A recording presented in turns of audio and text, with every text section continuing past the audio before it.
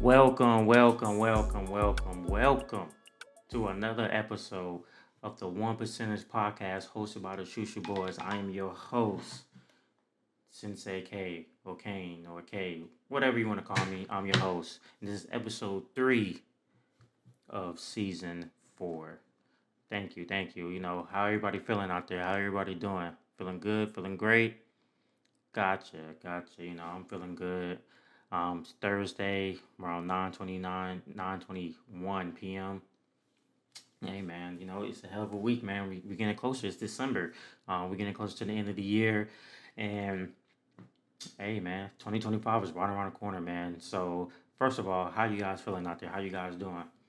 Hope you guys had a great Thanksgiving. And it seems like everybody around this time always forgets Thanksgiving and goes straight to Christmas. Like it's nonstop. Like the day right after Thanksgiving, straight Christmas. You go to every store, take out the Thanksgiving stuff, Christmas stuff. Mariah Carey playing. You already know how it is. Come on now. You guys can't lie to me. Like it's a classic. You have to play Mariah Carey. All I want for Christmas is you. Like they play it nonstop. It's like it's crazy. What's the best Christmas songs out there? I'm not really too big on Christmas songs, but that's just one thing. I just can't get into the Christmas songs around this time of year. But hey, some of you guys might be in a Christmas mood. So, what's on your Christmas list? Do you guys even care about Christmas? Or is it just more so as you get older, just buying more stuff for everybody else, for your nieces, nephews, or your children, or whatever? That's basically how it is for me. I don't really care. Whatever you give me for Christmas, you give me for Christmas. But what's on your Christmas list? What do you guys want? Right? Never know. Let me know in the comments below. But just want to say shout out to all the support out there, all the views, all the comments, all the followers. Thank you for supporting us and just giving us more motivation to keep going and all of that. And as I can say, like it's really appreciated. So hopefully, we go into 2025 stronger ever.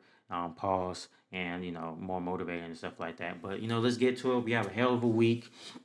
Had great stuff that happened this past week. A lot of things happened, and let me look on my list over here. And I already have some things in topics and discussion to talk with you guys and stuff like that. So, some current events that happened this week. Of course, got to talk sports. We love sports. Sports is everything over here. College football, man. Being a Buckeye fan, man. Oh man, that hurt. Got hurt losing to that team up north, man. It hurt, but hey. We're still in the college football playoff.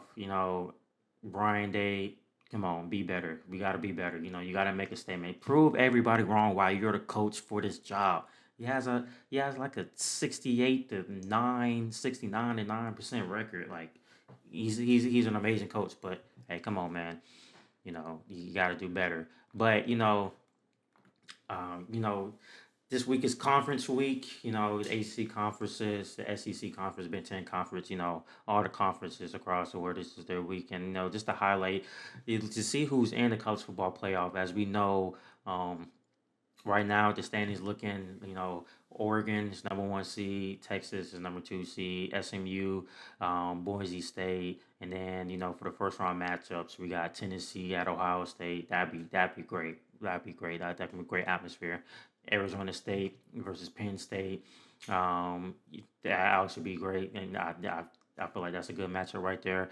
Notre Dame or Alabama at Notre Dame. Ooh, some conversation about if Alabama should be there, but hey, that hell of a good game. And then something that'll be lopsided. I don't really know Indiana versus Georgia, but I think it'd be lopsided. But Georgia hasn't been Georgia lately. You know what I mean? That powerhouse SEC. It seems like everybody on the SEC is pretty even now. Even we're playing with some other teams. You see what happened against Georgia Tech. All right, all my Georgia boys out there. You know what I mean? What happened? Georgia Tech. So you got 8 overtimes. That's crazy. That's crazy. Like they played a physical game with you guys. You know what I mean? Pause. But hey, Indiana at Georgia might be a good game, especially for Indiana finally being having a true chance to see if they can hang with the big boys. But of course, it's their first year actually being good, so I really don't expect much out of them. But how you guys feel about SMU and Boise State being up there? SMU they have to win the ACC championship because they play Clemson because they do not want to lose and be in a conversation with Ole Miss. I believe Ole Miss is the first team out. Ole Miss is the first team out, and I believe it's another team. But it's gonna be a conversation with Ole Miss, Miami, Ole Miss, Miami, and Alabama, and like two other teams that might make a case for it. But you know, South Carolina and maybe BYU. I don't really think so, but anyway, SMU don't want to be in a conversation with all of them, especially with Alabama, because who did SMU really play? You know what I mean? Granted, they shouldn't be penalized for having a great being 11-0, 12-0. Let me look right here. SMU 11-1. You know they only loss was to be a ranked BYU. And then every other team they played, they finished the season under 500. Like they really don't have no good wins. I mean, they beat Louisville. I believe Louisville was ranked, but Louisville finished either below 500 or right at 500. So hey, do we really want to see that? I don't know. Um, how you guys feel about Georgia, man? Because Georgia need to tighten up. Because if Indiana go inside Georgia and win, it's not gonna be a good day. It's not gonna be a good day. And then Boise State, they just been a they have had a hell of a year, especially with their running back Javante Genty.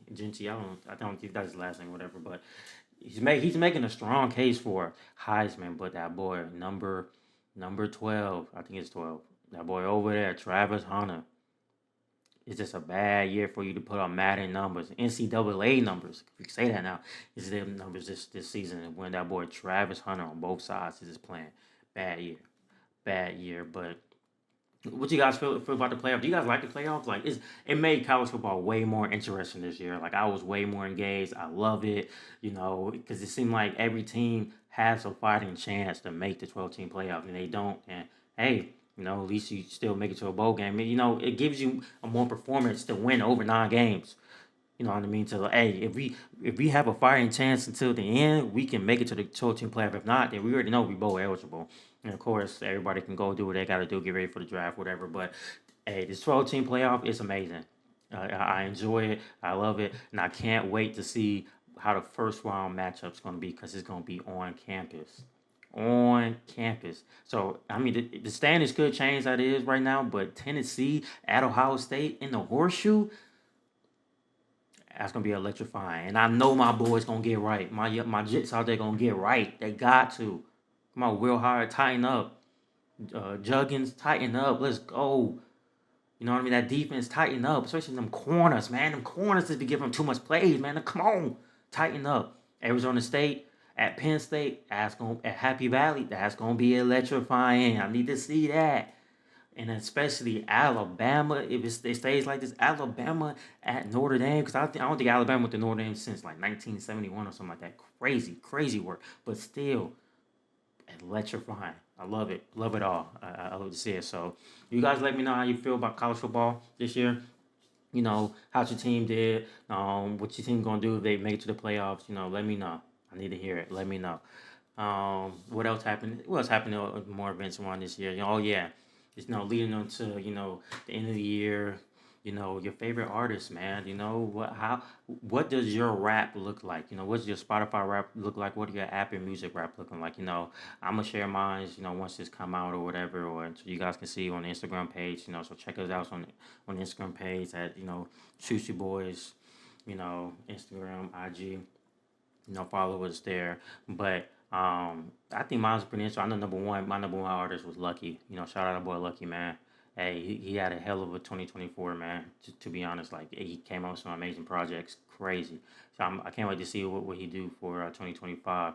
As I pull this up over here, of course, you got some of the top artists globally and within the U.S. over here. If I can find it, 10, top 10 albums, top 10 songs, was artists, top 10 artists in the U.S. And of course, we got number 1 Taylor Swift, 2 Drake, yeah, Drake right there, 3 Zach Bryan, 4 Morgan Wallen, 5 Kanye West. Ooh, Kanye still making noise. 6, shout out boy Future, man. Hey man, hey, shout out Slime Ball. Shout out Slime out there. You know what I mean? Still doing it. 6 Future. Come on now. 7, Kendrick Lamar, great year after finally coming back. 8, Travis Scott. 9, The Weeknd, and number 10, Metro Boomin. They didn't know Metro Boomin was an artist. He was a producer, but I probably need to check him out. Y'all let me know about Metro.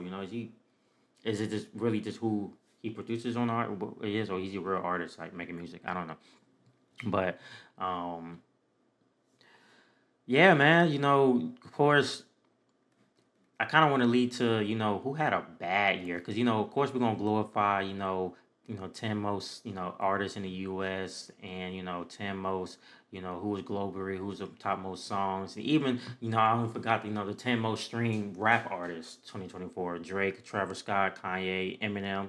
People still streaming Eminem, but hey, legend. 5 Kendrick Lamar, 6 Future. Wow, Kendrick over Future. But hey, this is number 7, Metro Boomin. 8, Trap, 21 Savage.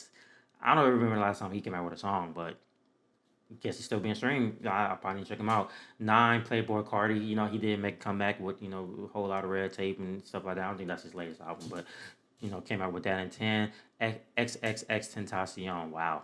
Even years after he passed away, he's still up here in the charts, you know what I mean? So that's your top 10 for most stream artists, rap artists, over here and stuff like that. And do you feel like some people got snubbed? And shout out anybody out there who had a great year. Did your favorite artist have a good year? Put in the chat below, in the comments below that, not chat, I'm not live. Put in the comments below to see, let me know how your favorite artist is so I can kind of look at their numbers and stuff like that. Do you feel like your rap was better this year than last year? Like, did you kind of change to kind of see what kind of genre of music or moods you were in this year and stuff like that? Because it can really tell you a lot. But, kind of what I want to segue and highlight too, of course, the who had a terrible 2024. It's not, I really had to think about this. Really had to think about who had a terrible 2024. First person I thought off top, you can say Drake.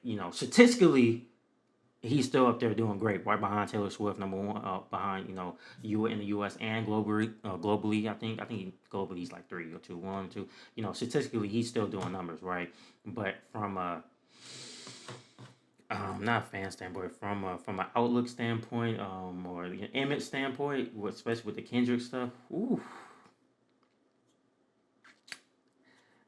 can't wait to see how that changes in 2024. So, I looked on Reddit, some people, they had a poll. They had Drake, Jennifer Lopez. I didn't even know she even put out music, but I thought seen that she put out an album not too long, like well, back in like March or April, and it did bad. Like it flopped. So, whew.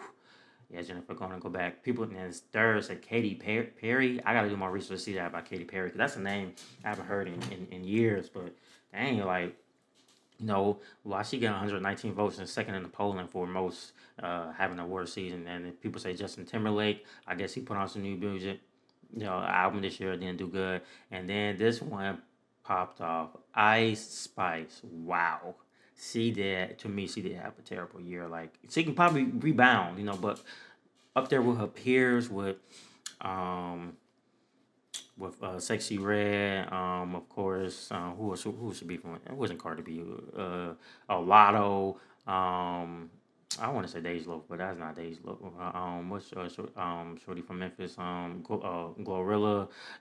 She was up there with them like in the last year. You know what I mean? Heading into this year. You know what I mean? Like she was up there with her peers. But once she got on that Ozempic, boy, no ass, not just looking like, not looking.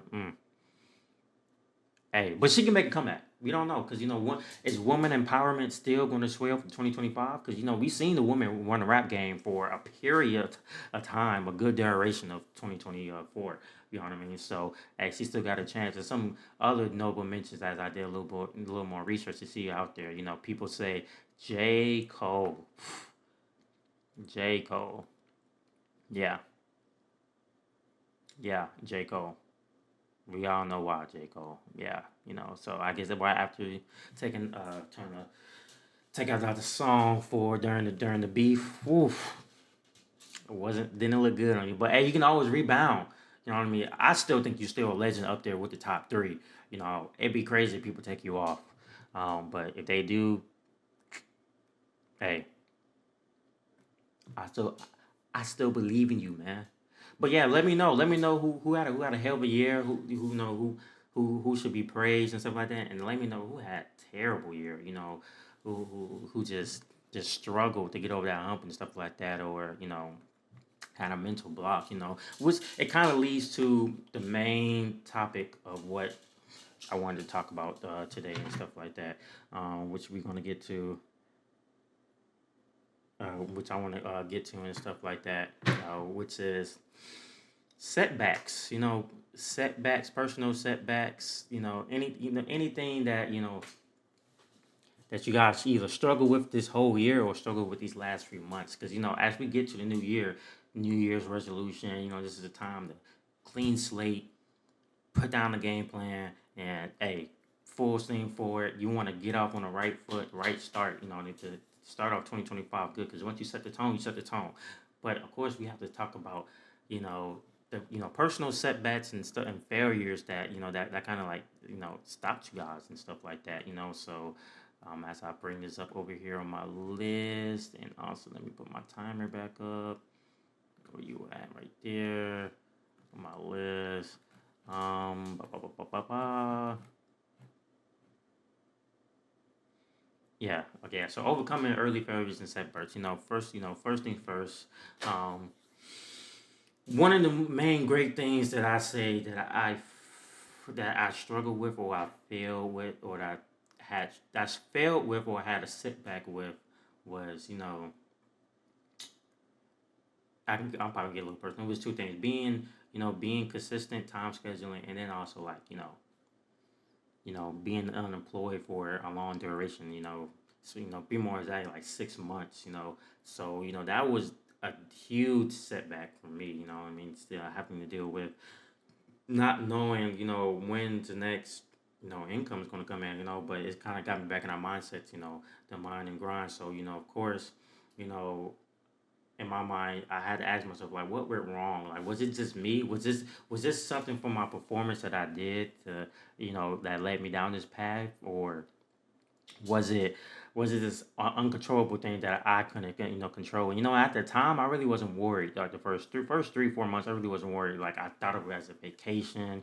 I thought about it. I just time for stuff that I can really focus on, that I can really do. I'm good with my savings and stuff like that. Being prepared for something like this, as I knew ahead of time that this day was gonna come. Yeah, like I'm good. I don't even know that, but as every month kind of went by, and the amount of my savings went down, and and kind of decreased.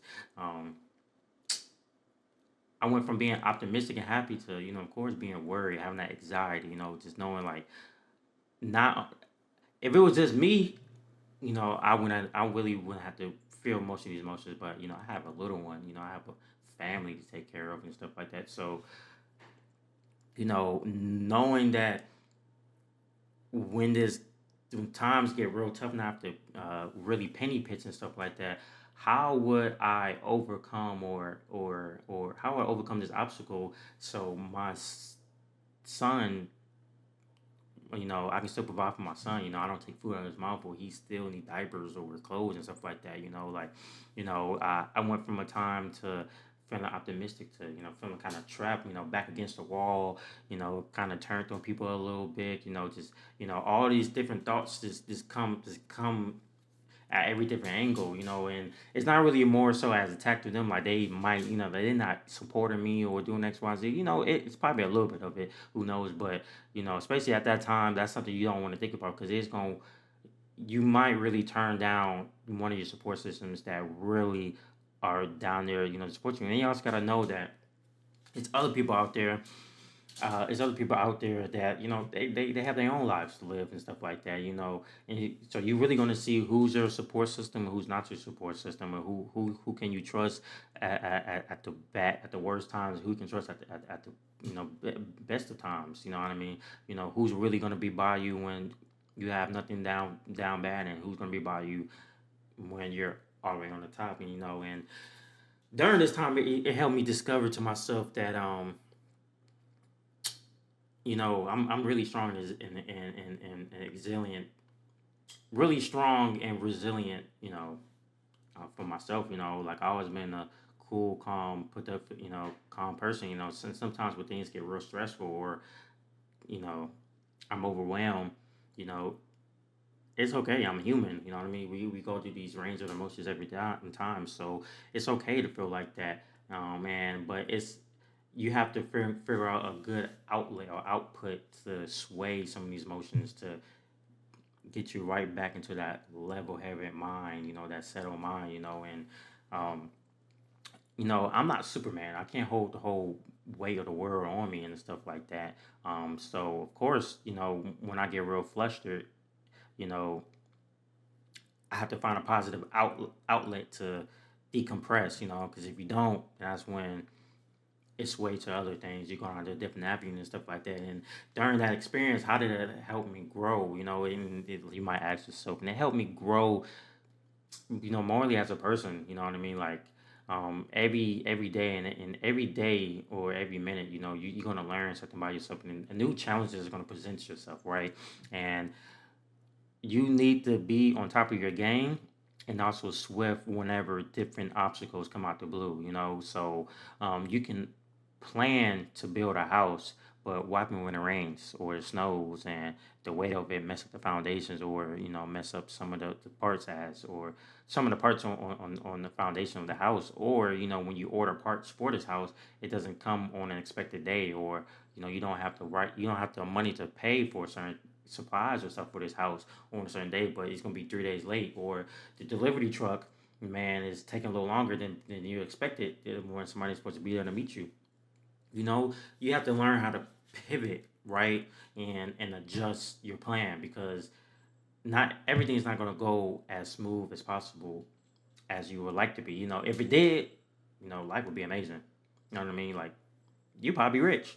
You probably be real wealthy, or most of your goals, you know, will probably be met. But you need those outside uncontrollable factors to happen to really test yourself, test your personality, to really see, are you really this person you say you are? Because anybody can say, I'm X, Y, and Z, right? But you know, are you really that nigga? Think about it, right? Okay, definitely right. Now, so you kind of remind yourself failure is needed. You know what I mean? Failure is only going to make you stronger, and it is an important factor into any goal that you set, for yourself. Because if you don't have failure in it, then did you really work hard for it?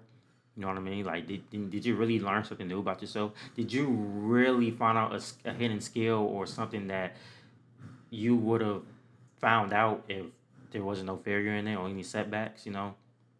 Because if anybody can be a millionaire or stuff like that, or be rich, then what's the fun of it? Because you just like everybody else. You don't set yourself apart for being unique and stuff like that. So, you know, small setbacks can lead to a greater understanding. You know what I mean? It can change your view and outlook on a plan that you thought would have worked, right? That you already set it out and set it forth that it's X, Y, and Z gonna happen. It's gonna work. But let's just say that plan didn't work and you didn't have a plan B, right? Then what you gonna do? You're just gonna sit there and give up after spending a gazillion time or resources and time into it, or are you just gonna adjust yourself to see if this works or that works, or just like you said, you just need to cut your losses, right?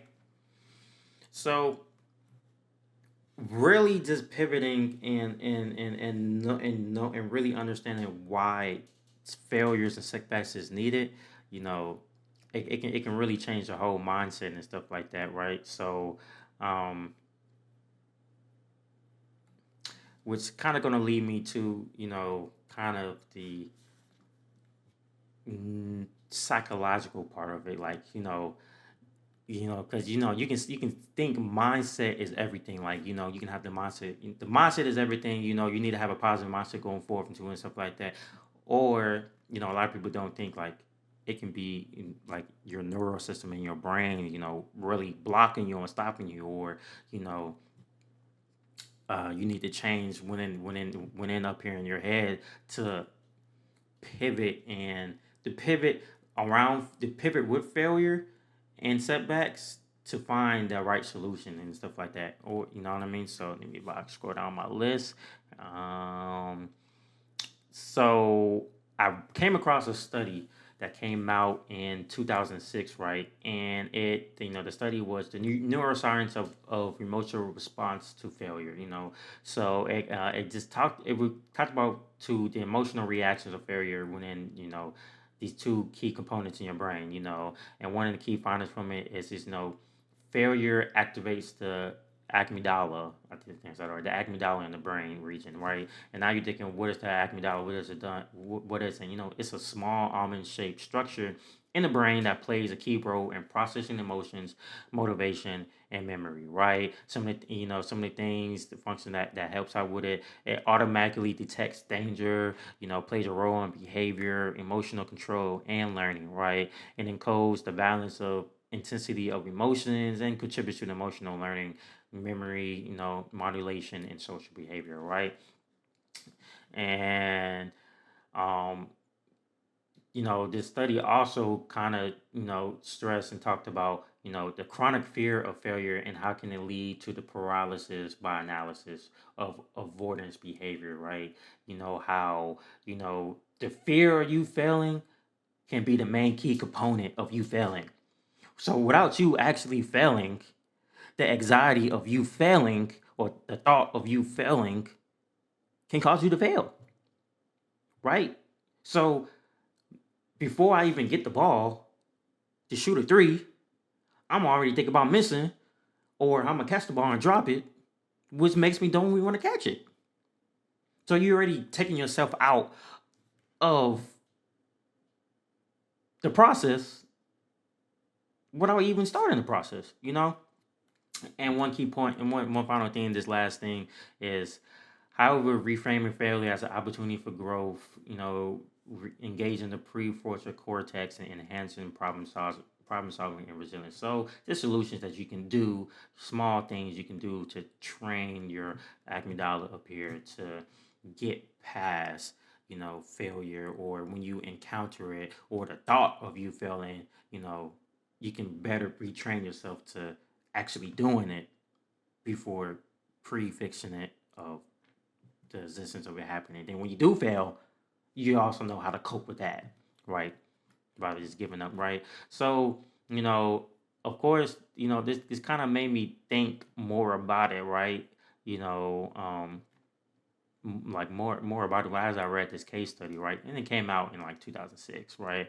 Um, and they had a small, some participants, do this and stuff like that. Pretty boring stuff that a lot of people that probably don't want to read it so well. But to me, I read the whole thing. Pretty interesting, right? Um, so I asked myself, right? Because another key prefix that goes with the amygdala, I think I'm saying that right, is the ACC, which in our brain is the anterior cingulate cortex, right? And the ACC is involved in regulating emotions and emotional impress, right? Um, it helps with decision making, impulse control, pain management, and um, helps out with the nervous system. So the amygdala and ACC works conjoined together. One really focuses.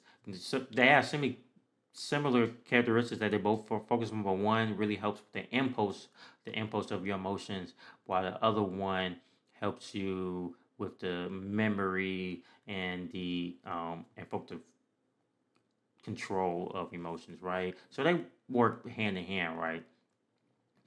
So I asked myself, right? So knowing that whenever the ACC is affected, during that counter emotions or failure, what are the best steps for you to resolve this failure, right? So, when something is going on, so deep, in the brain, in the neuroscience, neurology, whatever word I'm trying to use, happen, right? What can I do, physically right now to kind of go through those steps to move past that, right? And what I found over here is, about like 10, steps over here that can really help you get past it, and I can talk more about it, right? The first thing first you can do, nigga, acknowledge and accept the error, right? Like, You're human. You're gonna fuck up, right? Everybody fuck up. Nobody's perfect.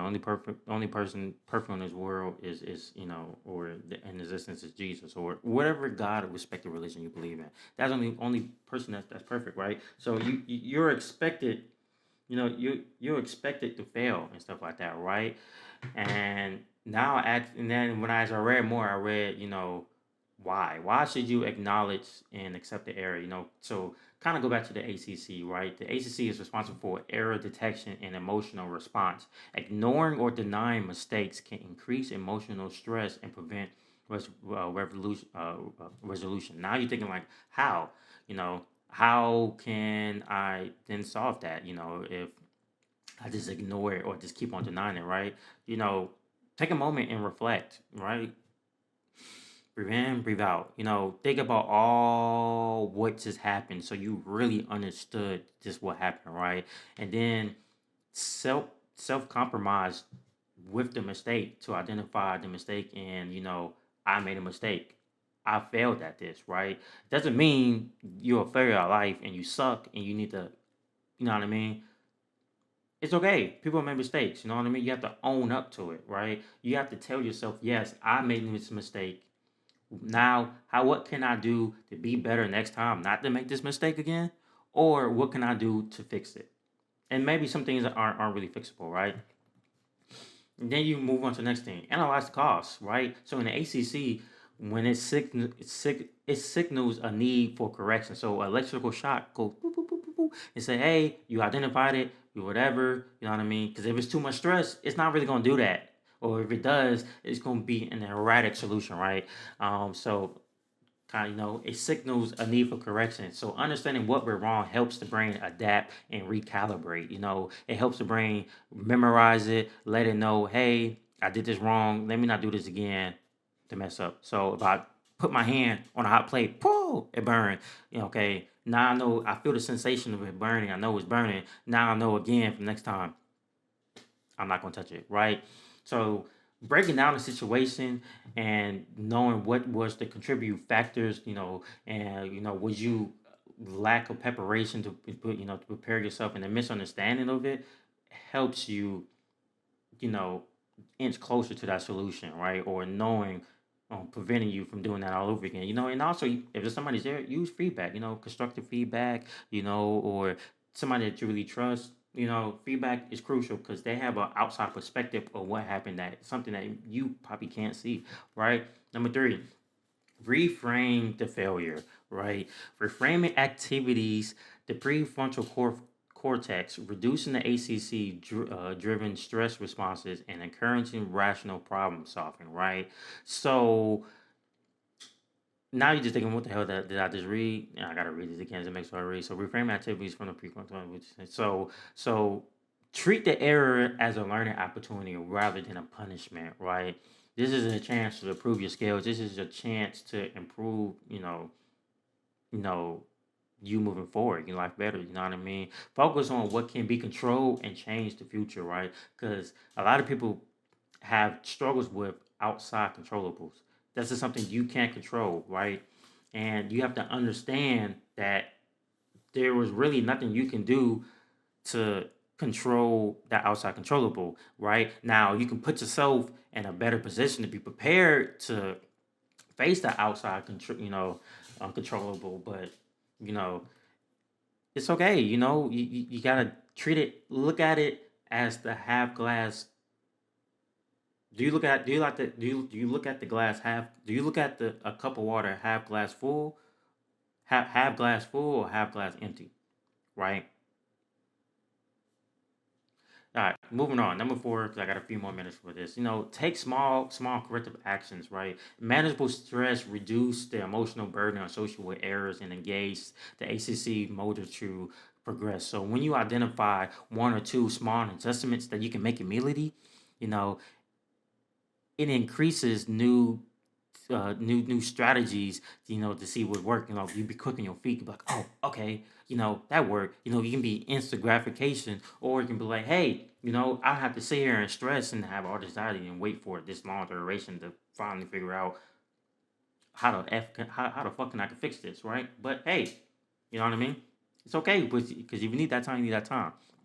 Number five, number five, practice mindfulness and emotional regulation. Mindfulness calms the amygdala and the ACC. Which hyper hyperactivate during failure and allowing clear thinking. So like electrical shock, overload of electrical shocks in the blood flow to those two key parts can be clouded.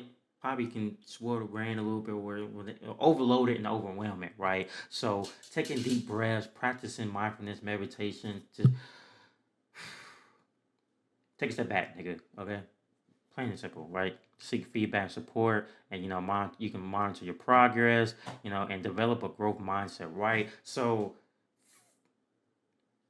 you can look at failure as a negative connotation, or you can look at it as a positive connotation, or you can put the two together. Oh my bad. Put the two together, yin and yang, and differentiate the two, because then you're a really badass person. You know what I mean? Because that's gonna really help, right?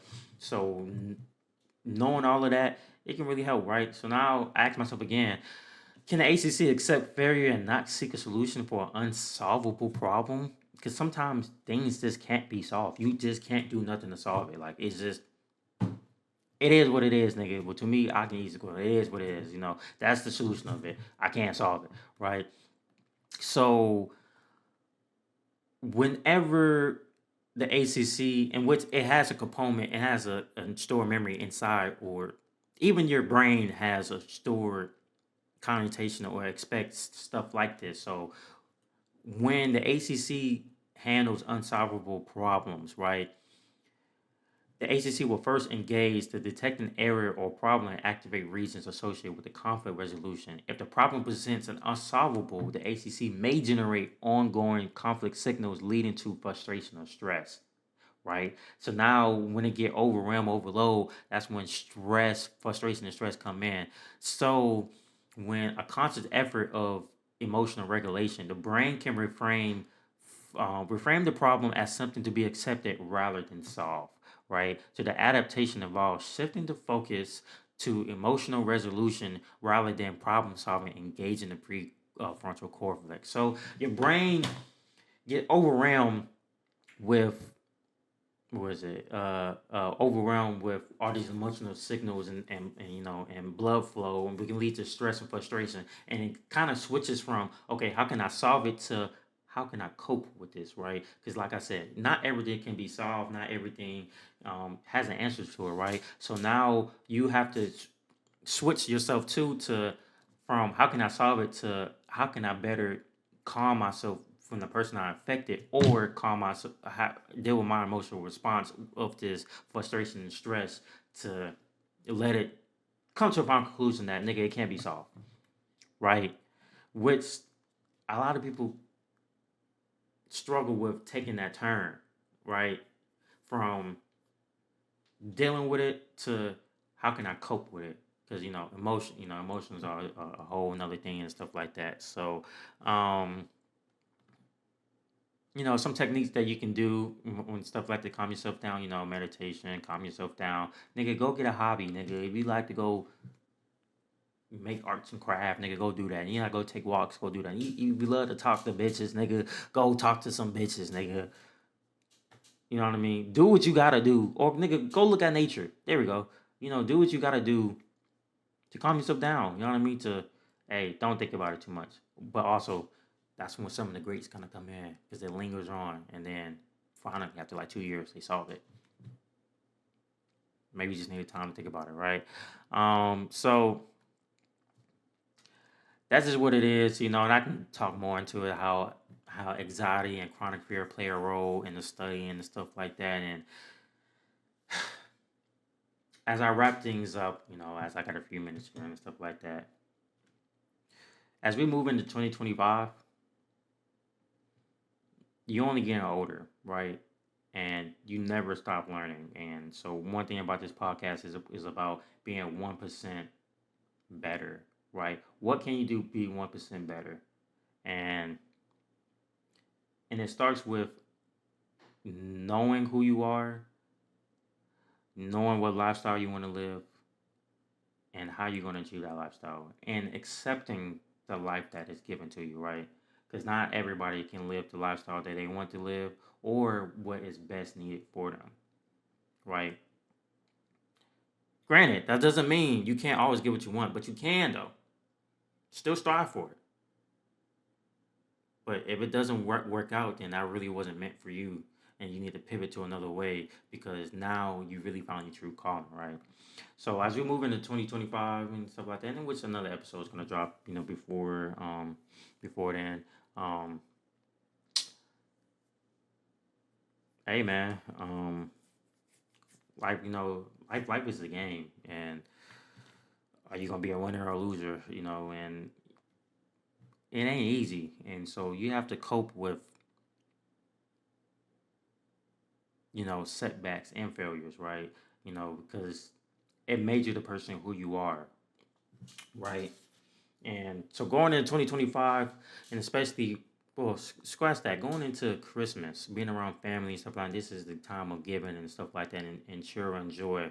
Just be real conscious and really think about all the setbacks and failures that you came across, right? And comment below, what was one of the key setbacks or failures that you remember that really pivot your lifestyle on how you were living uh, at the beginning of this year to the middle of the year to now, right? Was it needed? Did it hurt you? You know, it's really important that, especially around this time of giving, where a lot of people don't be around family or support, that that can be real down. And so, go out there, get somebody a hug. Be there for them, right? And also appreciate all the setbacks and failures that you came across, right? So that's just pretty much it. This is the end of episode 3. I appreciate you guys listening and talking to all of this. So I can't wait to the next episode. I have some special guests already, coming up to future episodes. Can't wait to have them on. Can't wait to do more in-person content. I got to find the next event I'm going to go out to and stuff like that. And, be 1% better. You're 1%er for a reason. We're 1% for a reason. So, um, I'm me. He's he, and we are the 1%ers. Thank you. That's your problem. Ain't Well, nobody playing but we you. out.